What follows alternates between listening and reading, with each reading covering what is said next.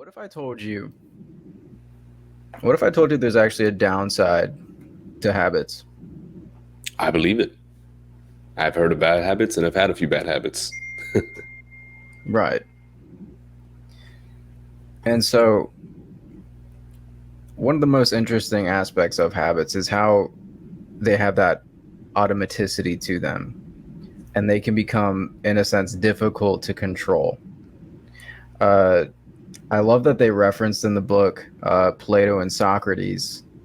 Basically, Plato and Socrates talked about how we have will, we have like our conscious desires. So obviously, we have those motivations to be greater than what we are right now. If you're in a work position, you want to climb up the hierarchy, you want to reach that top position.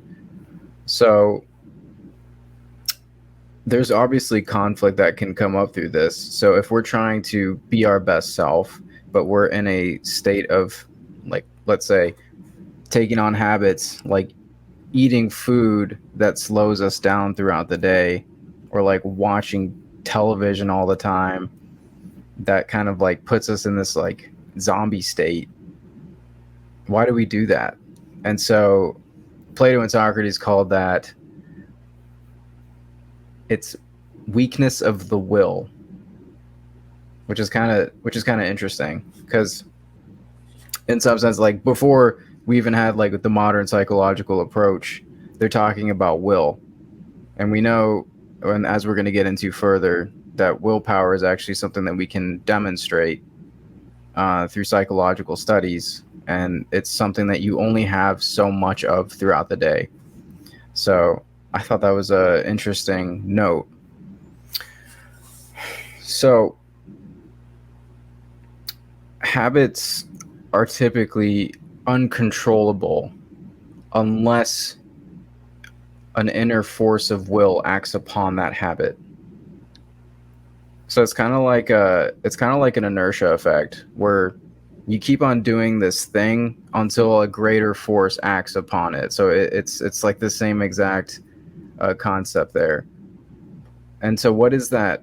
What is that force that has to act on it? That's your will. That's your volition. That's your conscious desires to reach something a little bit greater than what you have at this present moment. And like kind of just talking about some of those prior concepts that we've hit in earlier episodes, we know that when you have to like volitionally go in and take yourself out of the automatic mode, out of the habitual mode, that takes a lot of willpower, and that's very challenging to do. It's very uncomfortable. And so I think that's like what a psychologist does, at least part of their job is to help guide their patients through those difficult situations where they're like, I don't like this person that I am. I don't like these automatic things that I'm doing. Like, I find myself wasting a lot of time, like doom scrolling first thing in the morning. So, how can we how can we potentially, if changing habits if changing habits is an act of will, and changing habits is very like demanding, because these are things that we obviously do automatically, you don't have to think too much about it, and it's very comfortable to settle into these. How can we how can we break out of that, and how can we make it, in a sense, like more comfortable? What do you think? I love what you said about inertia. It's almost like the repetition of our behavior. Every time we do it, we're adding an extra tick of speed to this behavior that we're doing until eventually it gets to a point where we don't even have to keep our foot on the pedal anymore. That thing's just going. It's now habit driven behavior. You have no goal of doing it, you have no intention of doing it. The book even talks about how we don't even have like awareness sometimes. There's no conscious awareness of the habit, but the behavior gets done. And I think the inertia is a great way to uh, kind of imagine, because like we were saying in the previous episodes, it's very hard to measure habit. It's not a physical thing. We can't see it.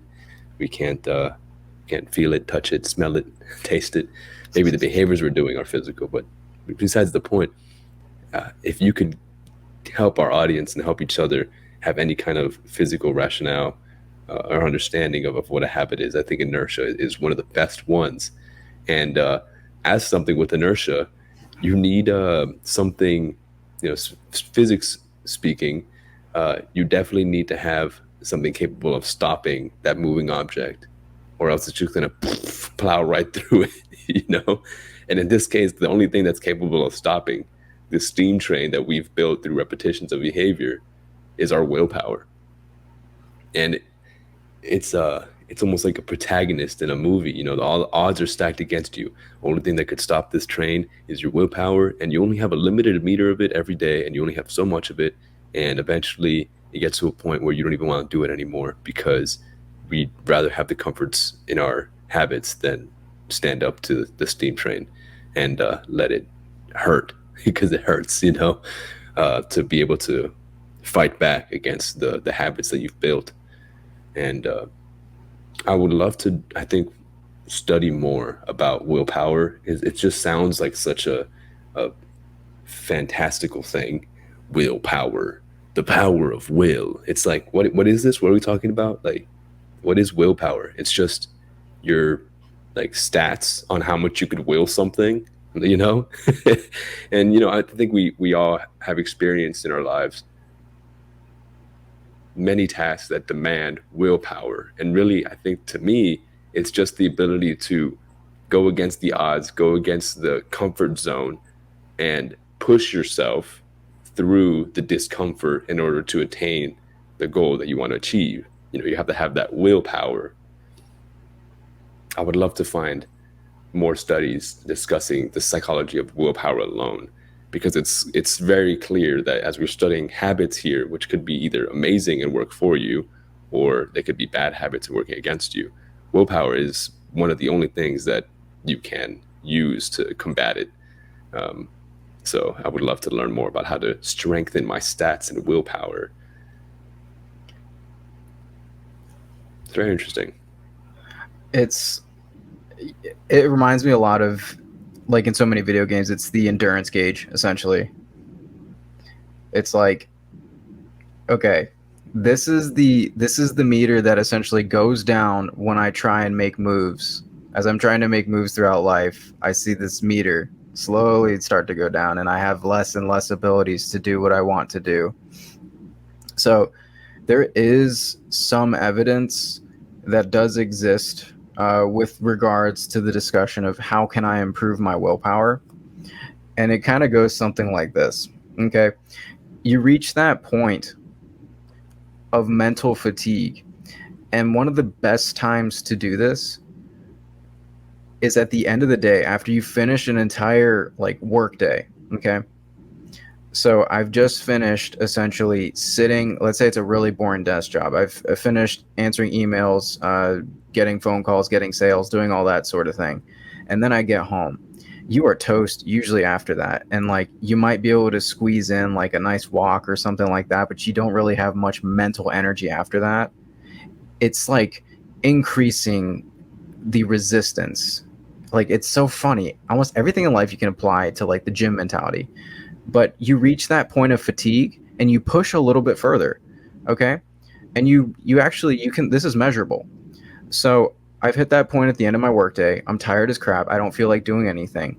You spend that same day, when you've hit that point, when you know that you're tired and you don't want to do anything else, you literally put it on a timer. You say, I'm going to spend 15 to 20 minutes today pushing into this zone of discomfort where I am mentally fatigued. I have zero willpower to do anything. This is how you increase your willpower. This is demonstrated. This is actually something that you can do.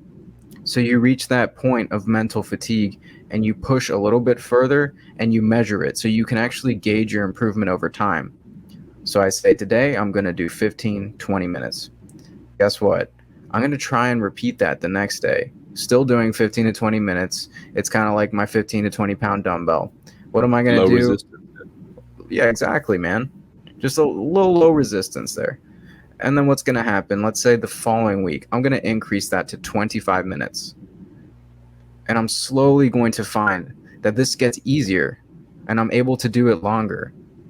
And so, what are some examples of those things that we could do? Okay. Instead of you just going for a walk, let's say, well, for 25 minutes, you engage your mind in something that is very willpower intensive. That would be something like reading a book, because we know that reading books are more, it's a lower bandwidth. You essentially have to sit there and process every word versus being spoon fed pixels on a screen. It's a lot easier. It's a lot easier to look at a screen and like just have like the LEDs like bathe you, and you just take in the sounds, and it's that's a way easier mode of getting information. Um, so that's with regards to how can I improve my willpower. You treat it a lot like a resistance training program, like in the gym.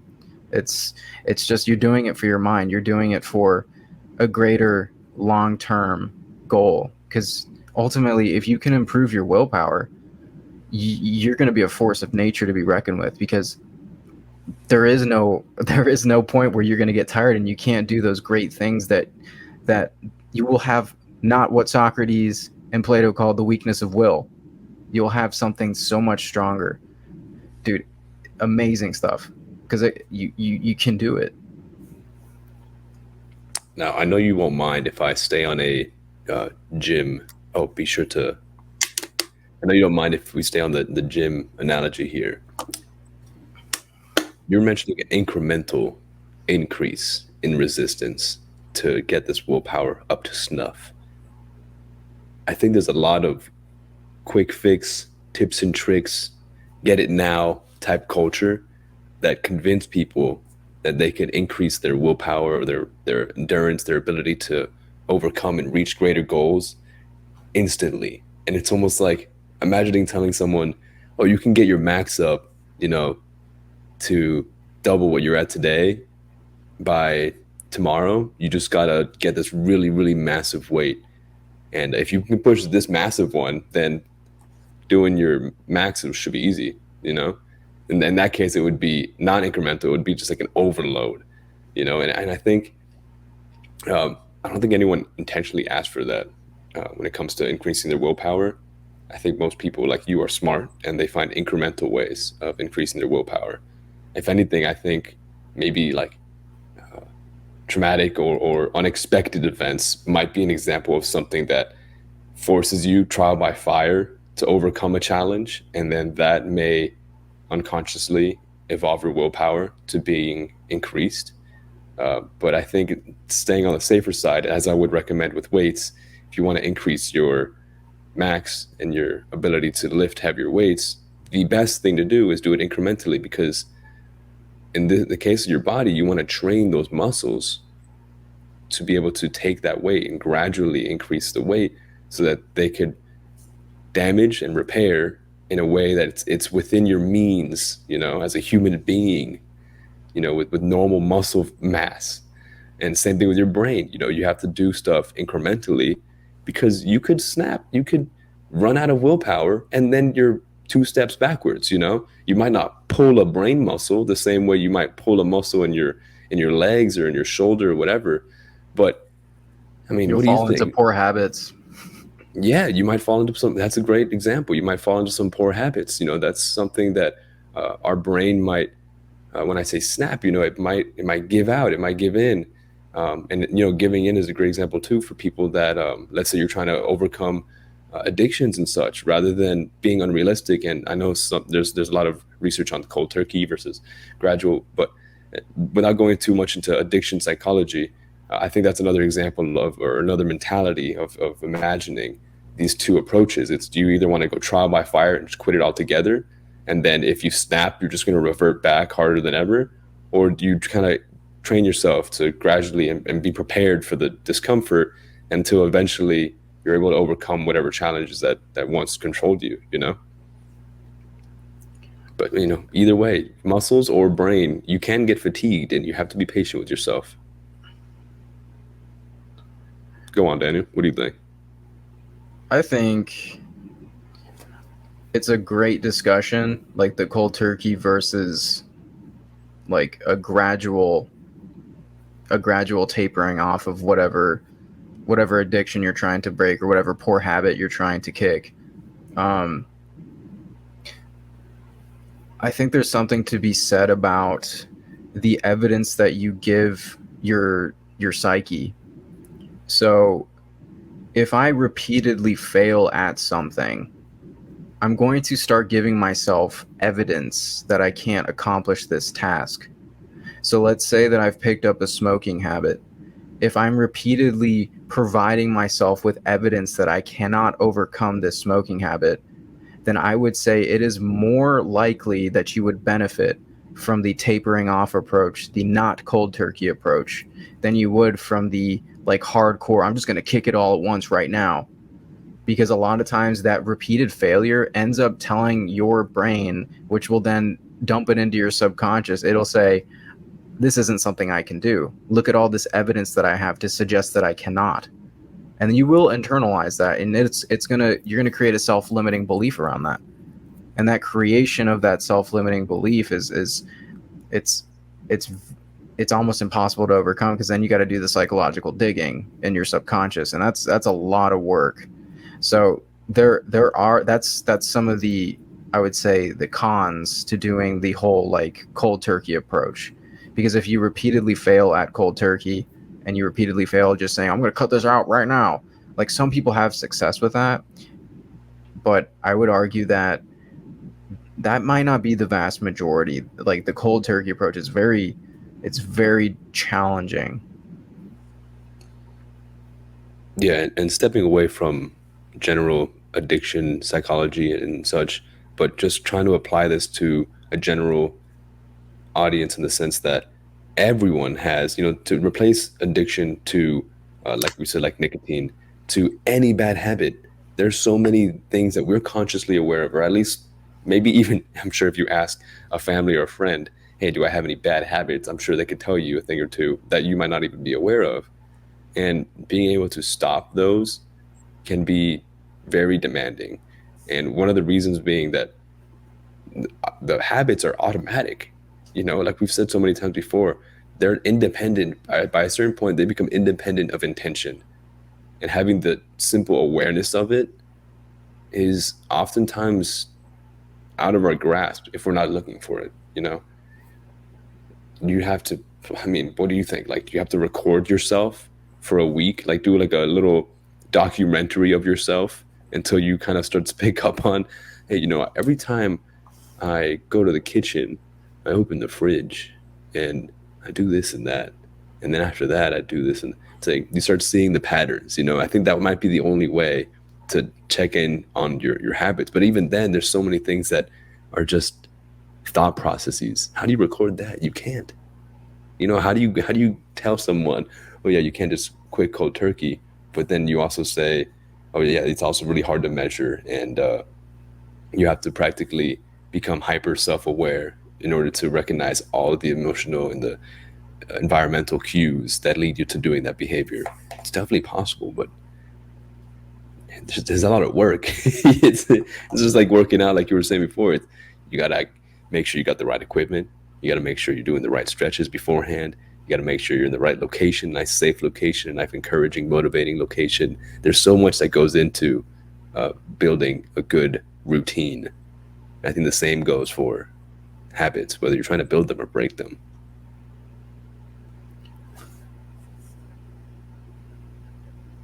There's a lot to work with in what you just said. Um, I'm gonna say just one overarching thing to all that, because I just had like a thousand thoughts as you were saying that. I think setting the expectation for the discomfort to come, I think I think that sets the tone so that when the rubber hits the road and the going gets tough, you don't just quit. And so you kind of have in the back of your head that like, oh, I just need to hang on. It gets better from here. Like when I'm trying to build positive habits and I really don't feel like doing it, like I just need to keep trying, and it's like hang on just a little bit longer, and you sort of set that expectation for yourself. Like that there is going to be pain and there is going to be discomfort, because habits that are great, the ones that are worth keeping, usually unfortunately they have to come with discomfort. But that just seems to be a universal in this world, which is the things that are worth having are usually very challenging to get. So that's kind of my thoughts on that. And then talking a little bit about how it becomes automatic, these habits. Habits can go against our will. They can go against what we want out of life. And I want to dive a little bit into like why that happens. So the book talks a little bit about how habits layer themselves. Habits layer themselves in other habits. And that's really interesting because there's a contextual element. So we talked a lot about how context is super important for the development of a habit. But what if I told you that the habit itself can become an actual context? So and you kind of talked about this last episode, layering habits in each other. Like the night before, you set out your gym bag and you know automatically the next day because you've layered it into your day that you're going to wake up and you're going to go on that run. But I want to get into a little bit about how can habits layer themselves into a way that might hold you back, and looking into like your day. I think there's a really interesting thing. What do you do first thing in the morning? Like, you might roll out of bed and let's say you walk over to the bathroom and you start brushing your teeth. I was thinking about this like as I was reading this chapter, and it like blew my mind because it's making me think like how much of our personality is dependent on this context. Like, if I roll out of bed every single morning and let's say the second I hear that alarm, I'm having a set of thoughts that makes me more prone to not enjoying my life. I'm not having a narrative repeatedly when that alarm goes off. I'm not having a mental habit that says, I'm going to crush this day. I'm going to make the most out of it. You start developing a habit that is within the context of another habit, which is waking up at the same time. It's like habitception, dude. It's like Inception, bro. It's like, what elements of our personality are dependent on habit? And it seems like a lot, we can do a lot of damage if we put ourselves in these contexts and we're repeatedly like noticing at the same time every single day, I'm not motivating myself. I'm not telling myself like the morning's such a crucial time. I'm not telling myself that I'm going to crush my work day, that I'm going to be like delivering like for me, like delivering the best patient care possible, that sort of thing. So if I'm this, like you said, this takes a little bit of like mindfulness. Like, at what point during each day do I notice that I start having like a negative set of ruminations, and start breaking that down so you can recognize it and then start inserting the exact opposite of those negative thoughts. We lost our companion. I will take this. We'll keep the show going here. So I want to get into a little bit about this. When I was diving into the literature, there's 4 primary features of the automaticity that accompanies habits. Now, what exactly is automaticity? That is the automatic nature of habits. Automaticity is essentially how much something continues to have like action within your life. Where did Renee go? Without you consciously thinking about it. So there are 4 primary features of this. We have efficiency, non-intentionality, unawareness, and uncontrollability. So when I talk about efficiency, what does that mean? Habits have been demonstrated through dual tasking to show that there is limited interference when I add in a second task. Basically what that means is if I'm doing a habit and then I add in, let's say I'm playing the guitar and then I've played this song or this piece so many times, I then add in singing to it. I'm able to continue playing that without much challenge. That's the dual tasking. There's less interference from that secondary task because when I'm doing a habit, habits by nature are efficient. That means that they're able to run by themselves without requiring too much of your mental willpower. Let me see where my co-host went because he's gone. This is like the theory of personality change. Um, so how much of our personality is sort of like a habit, you know? How much of it is based on me placing myself in a context and then behaving a certain way when I get those contextual inputs. So I think basically what I was saying is it's important to recognize like when you're in a context and what elements exist that lead to what behavior. So it really is a mindfulness thing, kind of slowing yourself down to like analyze what has led me to act in this way.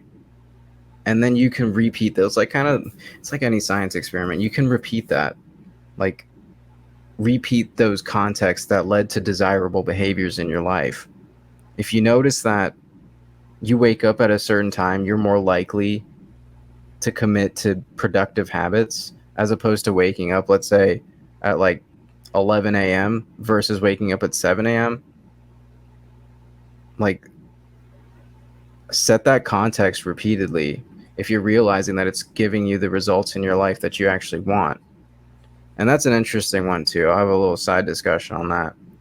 How you communicate certain things to yourself when you wake up early and you say, I'm going to be up when the sun is up to get stuff done. That's one of those, like, it's almost like a subconscious communication. I'm telling myself that I'm worth this effort. I'm telling myself that it is worth it to wake up this early to get stuff done because I think I'm worth it. I think it's worth it for me to put in the effort to get up and go run, to get up and walk, to get up and study. So instead of me sleeping in, I'm saying, no, I'm going to wake up. I'm going to get this stuff done because I think I'm worth it. So you communicate in certain things to yourself. You communicate almost like it's like you communicate value. You communicate value through action. And I think that's a really interesting thing without you having to tell it to yourself. Like, man, I'm the bomb. Like, I'm going to wake up. I'm going to make this day awesome. It's like, no, get up and do it, bro. I know the phrase "actions speak louder than words" is meant for interpreting the behaviors of other people, but in this case, it's almost as if actions speak louder than words. Of "Oh, I gotta do this," or "Oh yeah, I gotta stop doing that," or just kind of the little inner dialogue that you're self-aware enough to recognize that you need to show improvement in certain areas. But if you don't actually put the action down, you're never going to change. We're talking about overcoming behaviors. We're talking about overcoming automatic habits in your life. And talking about it is great. Discussing it with your friends and family is great. I'm sure. And, people have therapists talking about it with them. Good. That shows that you're self-aware. But actually doing the action to overcome these behaviors, I know I'm sounding like I'm beating a dead horse when I say it's difficult, but man, you really got to do everything in your power to put some, I want to say willpower to give your willpower more. You got to invest energy to make it happen. And what you're saying here about, the context of the good habits and kind of giving yourself, like you were discussing about waking up early and the snowball effect that can have on your life or on your day. Absolutely. There's so much potential waking up earlier in the day. There's so much more you can get accomplished in the first. Now, maybe I'm generalizing, but in the first 5 hours of the day, I'm sure there's more you can get done there than in the last 5 hours of the day. If you're staying up late and you're staying up between the hours of 10 and 3 a.m., you know, I'm sure there's more you could do in that morning 5 hours than in the midnight 5 hours. You are 100% correct because of neurochemical priming. Think There we about go. So it's not just cortisol about levels as a result of sunlight, like right literally cortisol levels sunlight and sunlight. exposure and wakefulness hormones go together. Absolutely. Absolutely. Not to mention the fact that if you have any inclination of networking, I would assume that the people in your society are more prone to networking between the hours of 8 and 12 in the afternoon versus midnight and 3 a.m., unless you're going out to, the club or something. But in that case, I don't know how productive the networking is going to be, you know? So, What? With that? yeah, right. You wanna get a drink? Hey man, jokes aside, if I ever go out again, I'm wearing earbuds because these places are louder than I remember them. But that's a side note. Oh. I gotta wear little earmuffs when I go out. Bass is too strong. But yeah, All right. I absolutely. Speaking of, and how much is your personality? I mean, I don't know how have you felt lately about what we've learned here and the self awareness that you've gained towards your habits. But how often do you feel like your morning routine determines the personality you have that day? It's almost like you're determining your NPC's stats for the day based on your how you went to bed the night before, how you woke up and got ready for the day, and how you entered the professional atmosphere. And it just all stacks onto each other until you recognize that they're all just layered skills, they're all layered behaviors, and they all do influence one another. And they influence how you behave. And the more, I'm over here having like inception uh, existential crises when I'm like, wow, I'm just determining like the type of NPC I'm going to be today. Like I'm just a self-aware NPC because like you think you have control over all these habits, but oh my gosh, once you got a few contexts in a row, it's just autopilot. But now that we are discussing this with one another and with the public, I hope that they realize you can have control. You don't have to be an NPC. You can actually determine what context you're going to put in your day the next morning and then sprinkle in a few of those in the afternoon and in the evening, whether it be at certain times or with certain stimuli, such as coffee, or whether it be with certain music, whether it be with certain discussions. There's so many ways that you can kind of trigger good behaviors by doing something rewarding or doing something at a chronological moment in your day that gives you the little bit of oomph to boost your stats and willpower for that day. That might not just help you make good habits and good decisions, but that might also make you better at stopping any kind of impulse that you have from previous bad habits that you're trying to break out. Like we were talking last week with the light switch, those things are just automatic once you hit the right context. But if you've been buffing up your willpower stats all day, when you do have that bad context that wants to give you that impulsive thought to do something, that's a bad habit, you have enough, strength here mentally to say, you know what, nice try, brain, with that bad habit impulse, but nay, I'm stronger today. I'm gonna go on and go for a little walk. I'm gonna go And talk to think my about how friend. you feel at that moment. The moment that you walk away from a crappy habit that you've been trying to break from a lot, like for a very long time, because you've put in the work on developing your willpower. Like, what a what a huge moment that is. Because you can look That's an at yourself underrated and thought for sure. Being able to hype yourself up or be proud of simply denying yourself from a bad habit. it's it's like you've evolved and you've reached a new level of it's like conquering this piece of yourself that's just been around for so long. Like poor habits are things that stick around, and it's almost like it creates cognitive dissonance because you'll wake up and you'll see yourself doing that thing. maybe you don't have too much control over it, but you still get that little bit of cognitive dissonance when you fall into a poor habit, and you're still like, you're frustrated about it. There's a part of you that doesn't like it. And so the day that you successfully overcome that, like, that's a, and you reflect on it too, like, that's a great moment. It really is.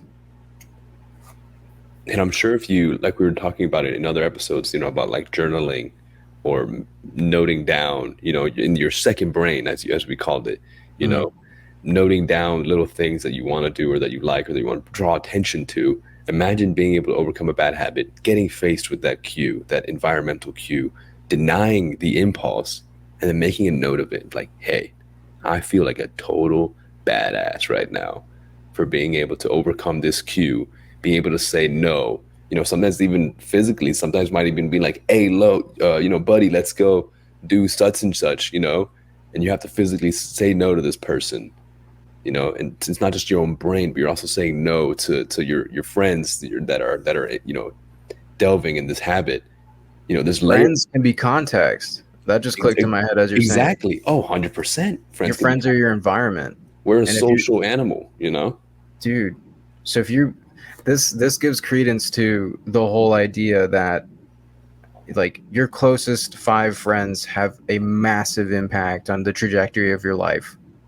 So if the cues that you're getting from your friends, as we know in the literature talks all about the importance of cues, if the cues that your friends are setting up for you are cues that lead you in the wrong direction, and your friends are all participating in, let's say, behaviors that they're not in line with the best life that you'd like to live, like, that's a cue that you're getting that's going to send you spiraling down into habits that aren't really serving you. So Right. And everyone knows how hard it is to say no to those impulses. I'm sure people also understand how no it is, or how no it is, how hard it is to say no to people, in your friend circle or in your family circle, whatever it is the case. Saying no is a skill that people need to learn, because uh, you might be too weak with your willpower that you're just trying to people please. You might just say yes because you don't want to make people feel bad, or you don't want to be left out, FOMO, you know? And if you can have the self awareness, not only can you say no to others, but you can also say no to the impulse itself. And I don't know, what do you think is easier? Do you think it's easier to say no to, a social setting, or is it easier to say no to the impulse in your brain?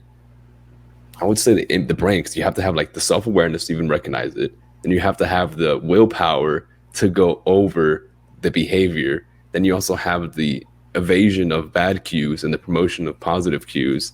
There's like way more layers to this one, whereas a social yes or no is just a yes or no. Now, I understand people that are sometimes really pressured into saying yes or no because like they just are so willing to people please. But I don't know. What do you think? Like, is that an introvert extrovert type of character trait difference? I'm gonna say I agree with you. I think what we're saying in our brain is a very private thing, like the monologue that you're having. So that makes it a lot more difficult because it's not like something you have to outwardly do and you just, like you said, make a yes or no decision. It's like, nah, man, there's a lot more going on in your head. Yeah, there's like, as we discussed so far, there's so many layers, you know, into actually catching the impulse itself.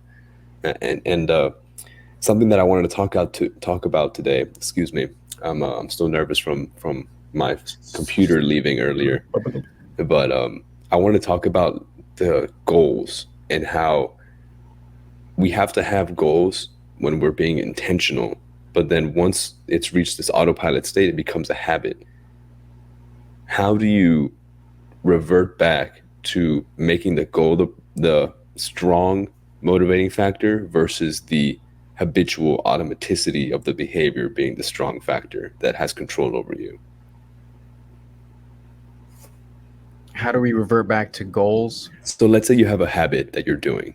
At one Hmm. point, you had a goal for the habit. Let's just take, we're talking about friends here and socializing. Let's talk about social drinking, right? At first, the goal of social drinking was to participate with your friends and to get Make comfortable in the friends, environment. Right. make more friends. Yeah. There's a bunch of logic that you could apply to why drinking, right? Um, so that was the goal. So at first it was very intentional. It was like, yeah, I'm going to get a drink with these people because I want them to like me or whatever, stupid young youthful logic that you're applying at this point in time. And then eventually you reach a point where there's no goal. It's just it's this time I'm going to drink, or I'm in this environment, I'm going to drink. There's no longer a goal as to why you're doing it. There's no longer the intention behind it. It's just lost. Is it possible? I mean, my question is it possible to bring it back to where you actually have a goal when you're doing a behavior and still be able to do it, but with a goal in mind? So, in other words, let's bring context to the same example. Let's say you reduce the amount that you drink. You're no longer drinking every time you're in this environment, or every time you're in this, with this circle of people. But let's say you're at a wedding and they're, cheersing to champagne. They got the little like ching ching. You're making a toast. It's the same behavior. You're drinking, but in that case, it's like very intentional. It's like I have a goal to do this to like honor the celebration of this moment with my friends and family, versus I'm just in this environment, I'm going to drink. Is it possible that same logic, applying it to other things, whether they're good habits, bad habits, is it possible to still do the same behavior, but it not be automatic once you reach the point of self-awareness of the behavior? This brings me to an interesting thought. So, I think in short, the answer is kind of yes. Um,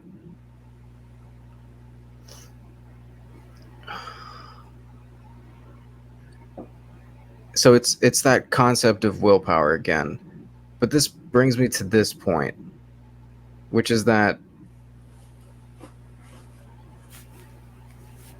goals direct willpower, like within the context or the overarching framework of a goal, you can make that willpower direct you. So it's almost like the car is your willpower and the fuel is the goal. And then eventually the goal is no longer needed because you have so much inertia, and that's when it's like habitual. Right. We're Exactly. zooming with this car analogy. I think that's great. Yeah, it's I think it's very underrated, the potential that you could bring to your willpower when you give it a goal. It's like all this pent up potential energy to do something great with your willpower. You have it. Like, I mean, you hear it all the time when they say, "Oh, he's got great willpower. She's got great willpower." They've got this great determination, but they have a goal, and that's how people on the outside can even see that they have got great willpower, because they're witnessing these people overcome these adversities to achieve their goal. The goal is the little carrot in front of you, in order for you to actually go in that direction. It's what drives you.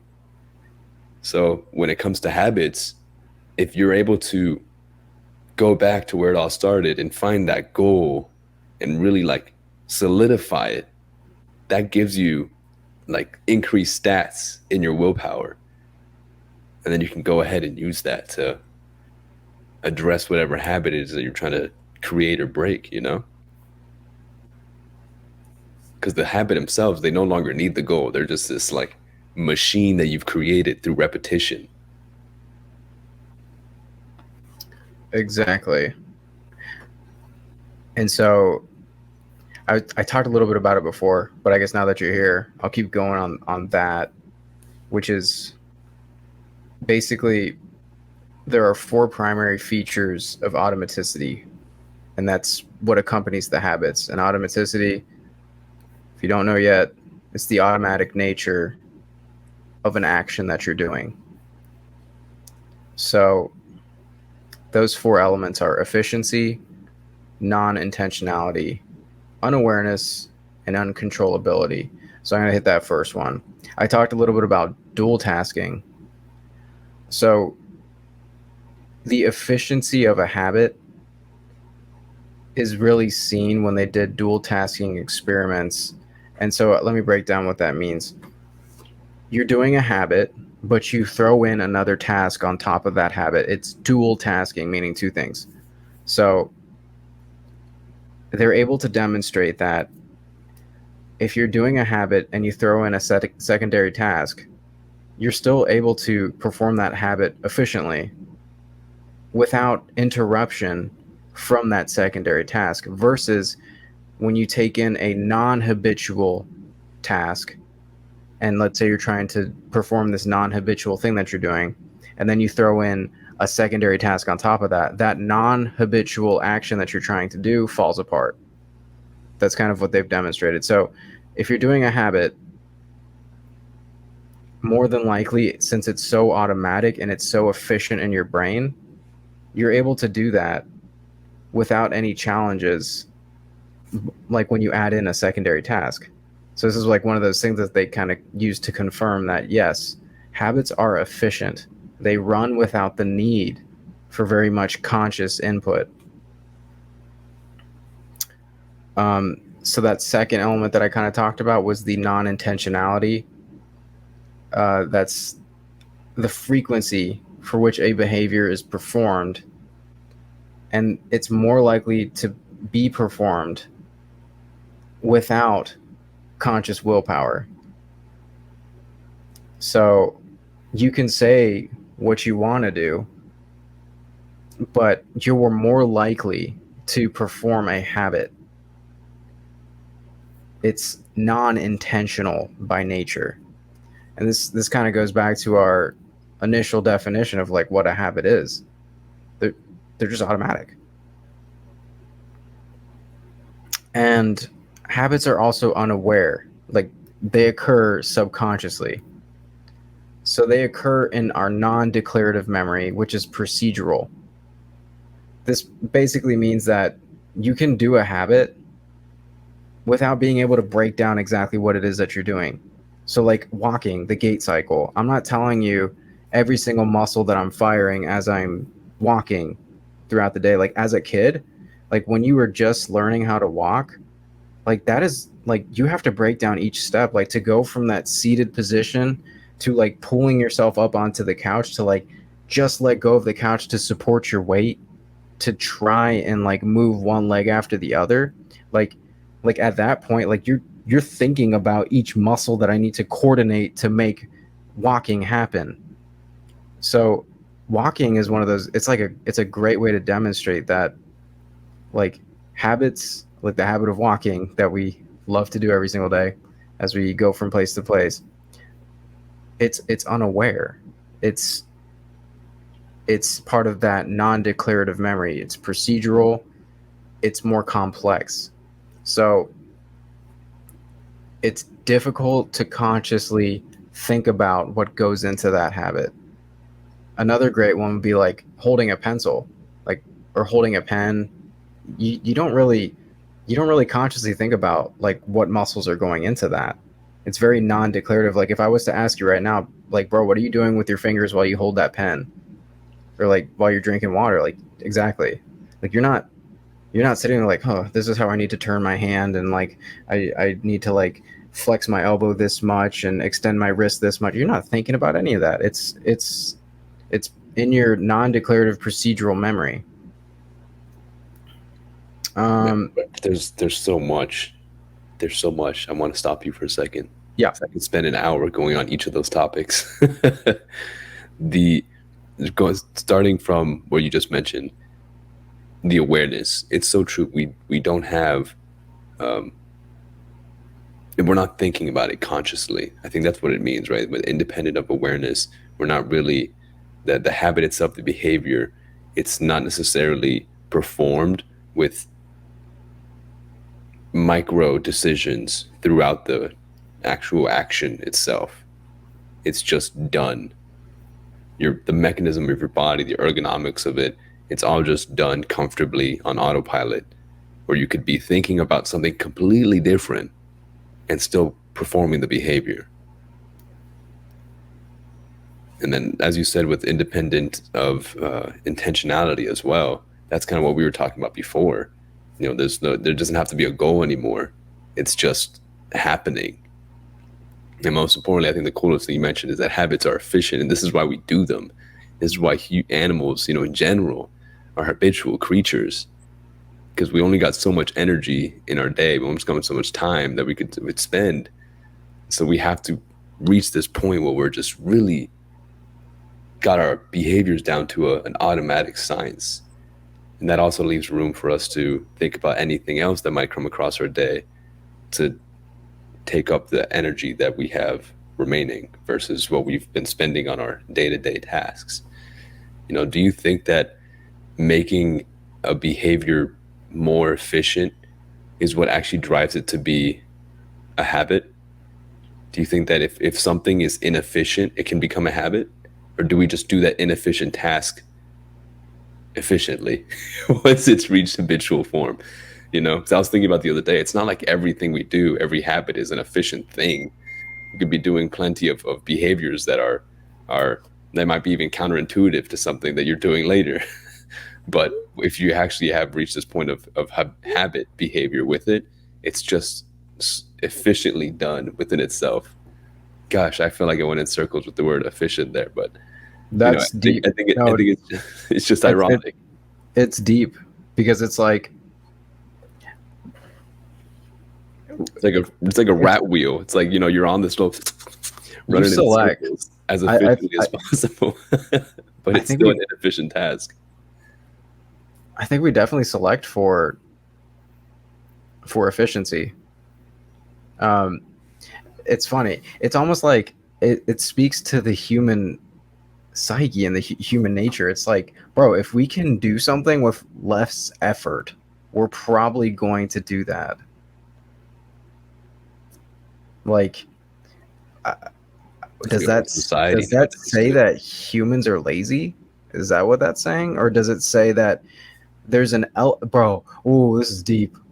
Ooh, Okay. So that's the animalistic side, which is trying to select for efficiency. It's trying to select for caloric saving. But the non-animalistic side of ourselves, the higher aspect of the self of being a human being, is literally going exactly against that, using the higher brain, using the more spiritual, the wholesome elements of your human psyche to reach beyond your comfortable habits to make yourself better. That's that's huge. It's like the non-animalistic side. Like there's a part of you that wants to be lazy, that wants to be comfortable, that wants to just remain in the same set of habits. But you can ascend beyond that through using your willpower. And it's non-animalistic, it's non-comfortable. It goes against, I'd say, the animal side of the human. but then on that point, you can make these behaviors that to your primal self seem less efficient towards caloric expenditure or to your management of resources. You could overcome those with behavior and do these other habits or other behaviors rather that are more demanding. But once you do those enough, your body still adapts and starts finding a way to make those behaviors efficient. And then boom, now those are your habits. You know? Right. It's like Your audio started playing in two places. That was so weird. I'm sorry. It was just Um, too powerful. Yeah, I was essentially just saying that you can move away from habits or behaviors that are efficient to your primal self, to your caloric expenditure, and add other behaviors that are less efficient at face value. They're more demanding of you. But if you stick to it and you use your willpower to continue to repeat these behaviors, Eventually, your body will find a way to make these behaviors efficient until eventually they themselves become your habit. That's deep. So that's ascending Maslow's hierarchy right there, bro. At least that's one piece of that puzzle. It's like the lobster, you know, you will extend yourself, you start growing past your current shell, and then you bust out of it and you build your new shell. All that takes a lot of energy, caloric expenditure. It all takes Bust a lot down, of Tatiana. Eh. it all takes so much, energy for that little lobster. But then once it's in that new stage, that new tier of the pyramid, its shell's formed, it's good, it's comfortable until it feels the need to grow again. So it's just a constant cycle of facing discomfort in order to bust out of that shell and leave your other behaviors in the past and build new habits. It's crazy, bro. Dude, We're just lobsters. we are just lobsters. And what if I told you Inconceivable. We're just lobsters. rise your dominance hierarchy? Just dragons. What if I told you that learning can take place subconsciously? Oh, and I was gonna be like, yeah, 100%. I know that, and then I was like, actually, technically, it's subconscious. So do I know that? So this was something I came across when I was reading it. It was weird. Um, I, it wasn't something I knew beforehand, bro. So if you knew that, good for you. That's ooh, I'm stinky. Um, so, um, implicit learning is what this is called. Implicit learning. So implicit learning, essentially, this is learning that occurs without conscious input. It's non-conscious learning. So how can this happen? It goes to the whole efficiency concept. So I'm going to use the gait cycle again as like as a really prime example of this. Um, so as you're walking, you kind of like neurologically you fine tune which motor units to fire at which time at which rate so precisely. And the more that you've done that, let's say that you're a young kid just learning to walk, the more that you do that, the more precise you get with firing those motor units, with recruitment of different muscles. And this isn't happening consciously. This is all subconscious. This is learning. You're learning how to walk more efficiently. You're learning that I don't need this much force when I'm lifting my leg up to move my leg forward. Or this is too little force. I'm dragging my feet. Exactly. So this is implicit learning. A lot of it is procedural, again, but it's like as you're doing different habits, as you're doing different skills, different tasks, you're learning through the execution of that task how to make it more efficient. And this was something that I was blew my mind because now there's a term that I can like use in my head when I talk about this stuff. It's like it's the process of fine tuning the different skills that you're doing. And this brings me to guitar too. It's like when I'm playing a piece, like, and I'm trying to really speed up like a passage that I'm playing through, like a set of notes that I'm trying to like really shred. It's like, what is actually happening there? And I have a feeling that part of that is implicit learning because as I move from this part of the fretboard to this part of the fretboard really fast, it's like implicitly my brain it's like, okay, this is how much force you require, but if you put too much force here you're going to overshoot. If you put too little force you're not going to be fast enough. So implicit learning is essentially it's this whole set of like things that go down subconsciously that aid us in our desire to fine tune our habits and our skills. Right. It's almost like it's your subconscious trying to guide you into being comfortable with habits that are, or rather behaviors that are more efficient, that feel right, that get you to that goal a little bit faster, maybe.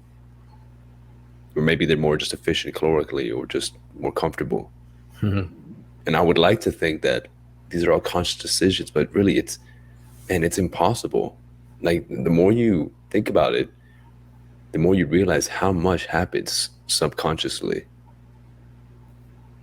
If you're focusing on one thing, you're subconsciously focusing on the other 100 things going on. So you might think, I am consciously focusing on playing this guitar, and your body's like, yeah, well, you're not focusing on your foot placement, your seating placement, your Your head breathing, posture, your breathing, your your heart butt rate, in the chair, yeah, exactly, like the how butt you're holding groove. the pick, how you're holding your fingers on this area right here.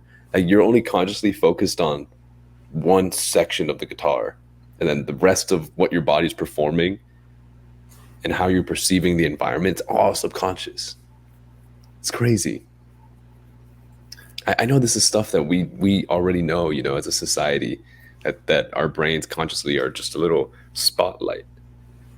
That's how we are. Our conscious mind is just a little window, a little spotlight into what's actually happening in our world, which is just this big panoramic view. And even when it comes to these habits, the ability to gain awareness of the behavior, you have to practice because you have awareness now of one part of that behavior. The more you keep at it, the more you use that willpower to bring attention to this behavior, the more you start like a little detective picking up on the cues that are leading you to doing this behavior, that are leading you to do this action. It takes a lot of time.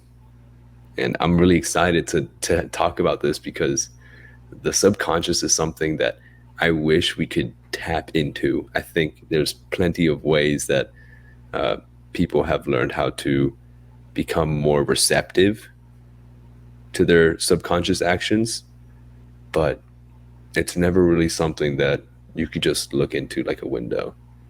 It's just running back there. Maybe in your dreams, you might be a little peek in there. Ooh, you're getting into something, bro. There's some psychological literature coming out about it's this pendulum. I forget what it's called.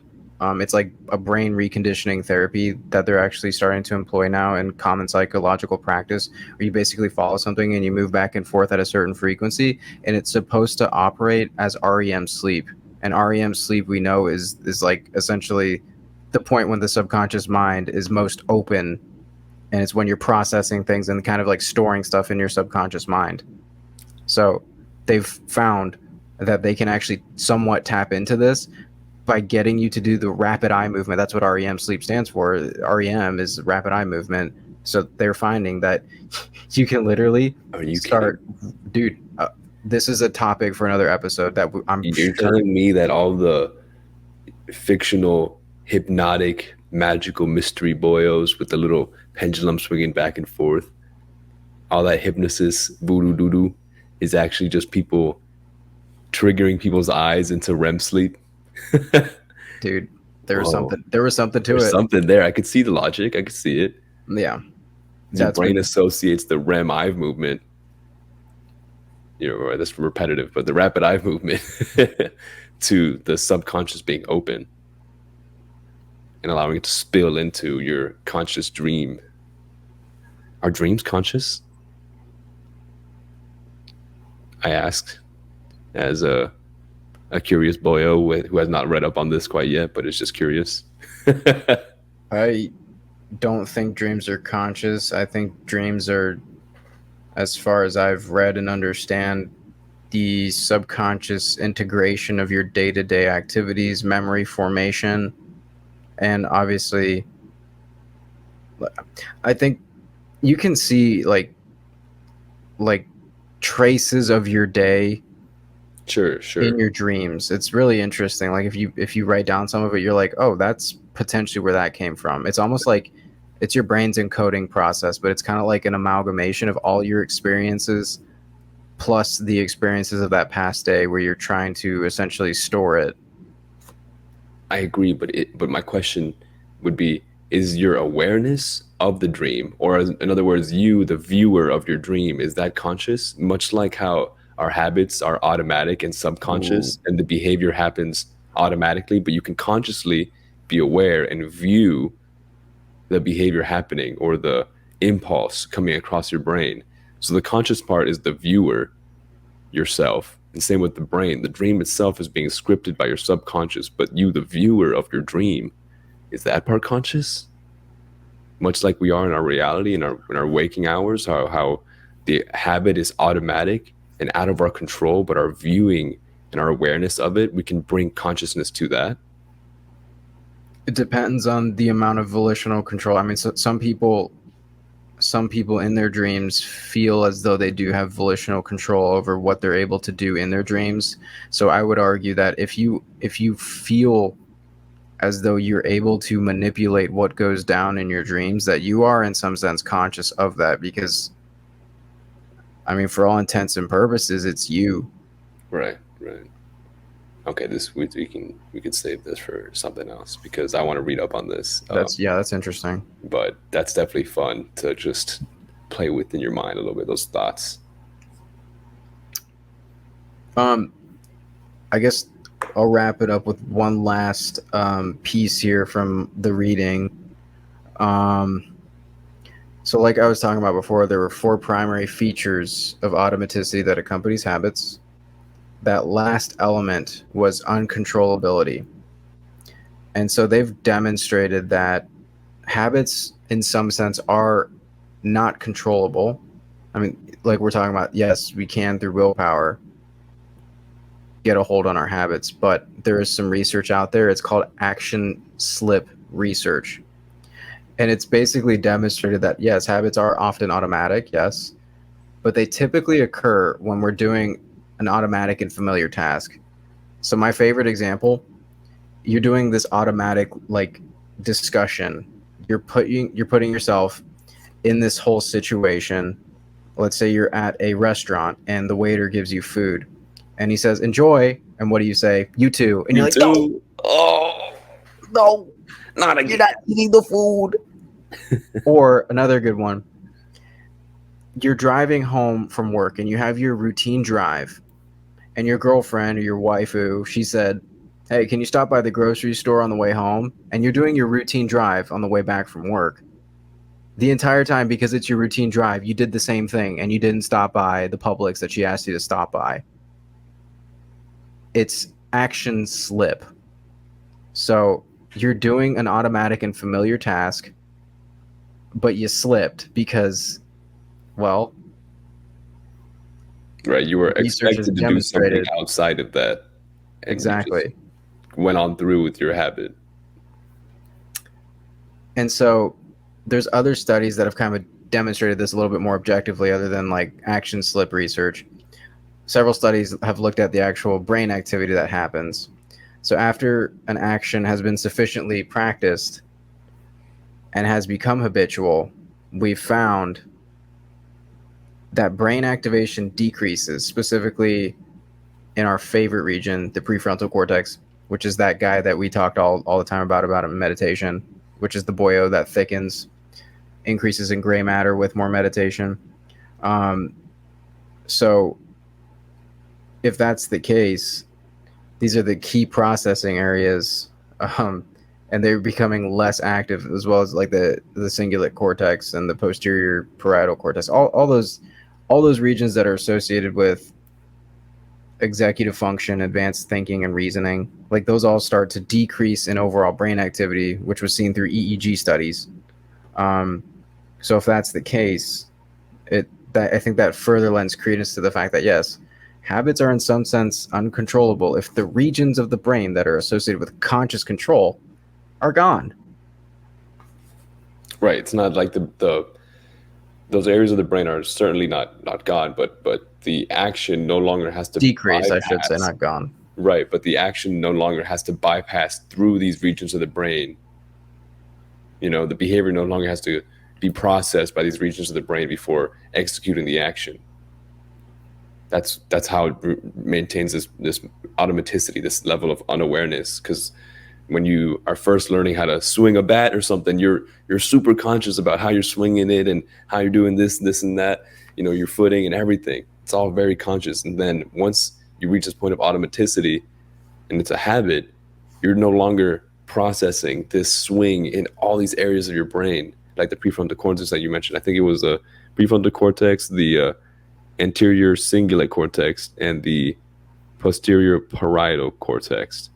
Your YAR. So once that action no longer has to go through those little checkpoints, checks and balances for the action, it's just like autopilot, which makes sense why we become less aware of this too, because it's not stepping through all these little different regions of the brain. It's not like ping, ping, ping. It's no longer doing the little, I want to say it's not ping pong, but that little like arcade pinball machine. No, that's it's no longer bouncing through everything. That's a great way of straight to the spine.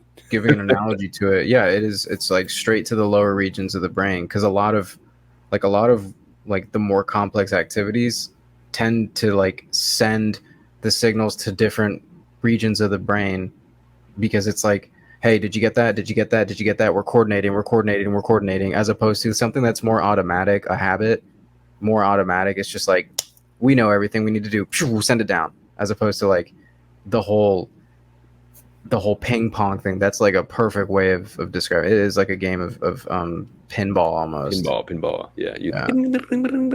Exactly. Around there. But that is the general gist of what I have prepared for today. That's the first half of chapter 4, and that is the psychology of habit formation edited by Mr. Bas Verplanken. Yes, sir. In fact, I think it'd be good. Maybe we could do this next episode when we go more in depth on this chapter. But I think it would even be good to have the references for each chapter listed somewhere, because although most of this is our interpretation, these guys need to get all the credit for the amazing work that they've done on the psychology of habits. It really is enlightening, and I hope that you all are gaining as much benefit from this study as we have.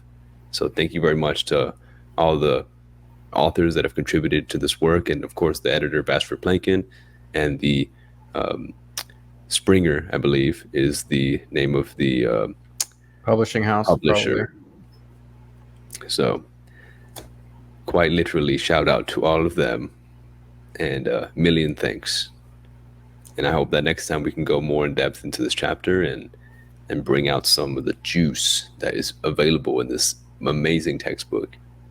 And I'm going to make a note here to look into, for some fun time on the next episode, the psychology of dreams and the consciousness of it, or rather the subconsciousness of it.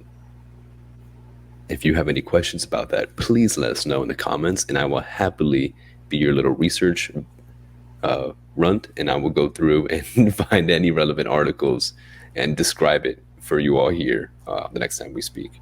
So thank you to Daniel, and appreciate all the patience during my technical difficulties. As you've seen from the first episode, we are slowly increasing our technical capacity, and I'm still in the process of doing so. So hopefully my little computer here is gonna be just got be okay. She got a little nervous today, man. She got a little nervous. But thank you all. This has been great.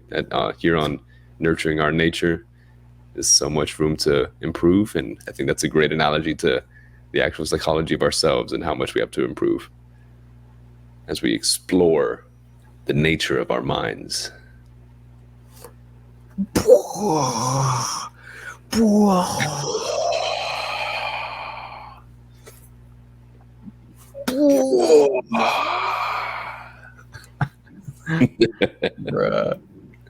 It's free real estate. Yeah. Hey, Peter. Hey, Peter, why is there a frog over there?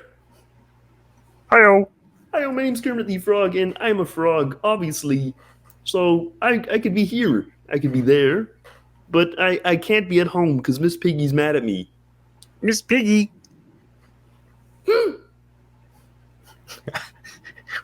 We better get off. Get out of here. Miss Piggy's Peace. angry.